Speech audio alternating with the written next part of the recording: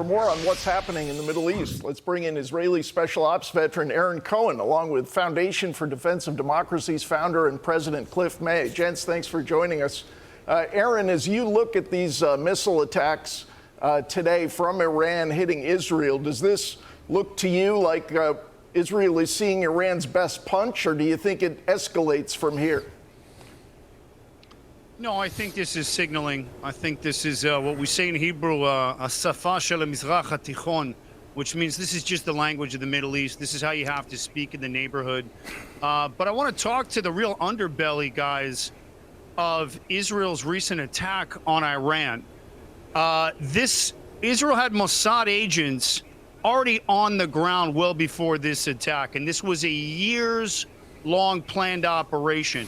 And Israeli operatives smuggled guided missile systems into Iran and placed them near air defense assets and then remotely activated them the moment the air campaign started. They also infiltrated with civilian vehicles with hidden launch systems inside and were driven into Iran and used to knock out Iran defense air systems within the country. And the most shocking part, Mossad built a drone base near Tehran. And then from there, they launched explosive drones at some of Iran's most dangerous sites. And I think that this is Israel saying to Iran, we're already in your backyard. And if you move towards that nuclear weapon, there's going to be nothing left of Iran. And so I think this is just a quick reflex response. But I don't think Israel's done yet. I think there's going to be phase 2 and phase 3, which is probably going to be another week's worth of pounding here. But Israel just pulled off a magic trick. Nuclear sites gone. 20 of Iran's top leaders, or up to 20 of their generals, gone. Targeted assassination and a combined strike wrapped into one operation. This is going to create a paradigm shift across the Middle East. I mean, Aaron, as you break that down, I mean, the level of sophistication is so impressive, which we've really seen since the October 7th terror attack and Israel's response to it thus far. Cliff, the United States so far has assisted in helping shoot down these ballistic missiles from Iran. What role should we play in this? What role do you think we'll end up playing in all of this? I think the president is playing a very clever role. He's been very clear. He said, look, I gave you guys 60 days on day 61. I told the Israelis, do what you need to do to protect yourselves, because the Israelis understand you are trying to create nuclear weapons so that you have the capability to fulfill your intention. What is that intention? I first heard it in 1979 when I was a reporter covering the revolution in Iran. Death to Israel. Death to America, too, but that's aspirational, let us say.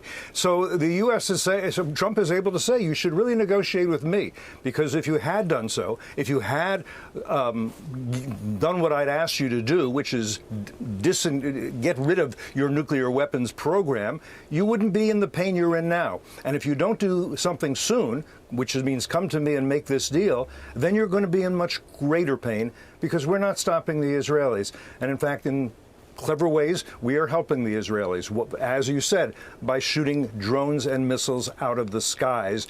As the Iranians try to target residential neighborhoods, the Israelis are hitting so far only military targets. I've talked to some senior Israelis. They'd prefer not to damage the economy of Iran. They know how to do that, but this is not against the people of Iran. They would like to be. We believe that the people of Iran want to be at peace with the people of Israel, but you have this theocracy, these mullahs who have ruled viciously, barbarically to their own people as well since 1979.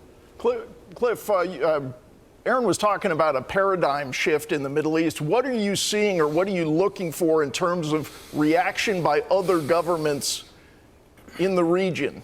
Do you think this changes the politics, changes the future for Israel as well as Iran? You're asking me? The Arab countries, and particularly, I think he's asking me to be quick Cliff, so you can ahead, get into go.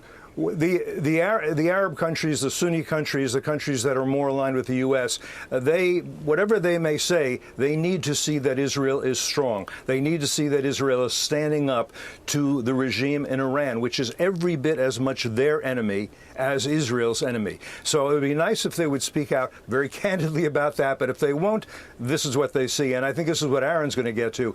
Power is the only thing that speaks persuasively in the Middle East. You know, Aaron, why now for Israel? And what's the objective here for Israel? What does a win look like in all of this? Well, so right now is because Iran, Israel had actionable intelligence, in my opinion, which meant that Iran was closing in on 84% nuclear grade capability, which means they can fire a rocket. They've been lying. They've been hiding ballistic missile sites. They've been hiding nuclear centrifuge programs underground, Natanz, Fordows, and they've just been lying. They didn't come to the table with President Trump. Israel's been building a 10-year operation to be able to take out these nuke sites, activated the plans, got wind that Iran was close enough to potentially be a couple of weeks away from launching a nuclear-tipped arsenal at Israel and the West. And so Israel's Prime Minister Bibi, leading from the front, said enough's enough, quietly let Trump know, and decided, hey, it's time to take out Iran's capabilities for the nuclear portion. But it's also the ability to be able to selectively target the leadership of the IRGC, who's been bullying the Middle East and beating its chest to Europe for the last decade. And so the message here is a very strong signal. You will not attack Israel. You will have no leadership capabilities. We're not going to play by any conventional rules. We're not going to play nice with officers. We're going to assassinate every one of you. And so Israel's strength lies in its preemptive capabilities and intelligence gathering. So the intel was there. The targets were locked. All of the negotiations had fallen apart, and it was enough. And don't forget, Iran's been controlling the Houthis, Hamas, and Hezbollah. And you know what? Israel's moving along the way it does. We don't have the luxury of waiting. And I think now is the time. I think the world is saying thank you. And let's get the Arabs on board. Everybody's saying thank you. Let's get the Abraham Accords going. This is the perfect combination of chemistry and military precision to get the Middle East where it needs to be. Right. Aaron Cohen, Cliff May, thank you. We appreciate your insight tonight.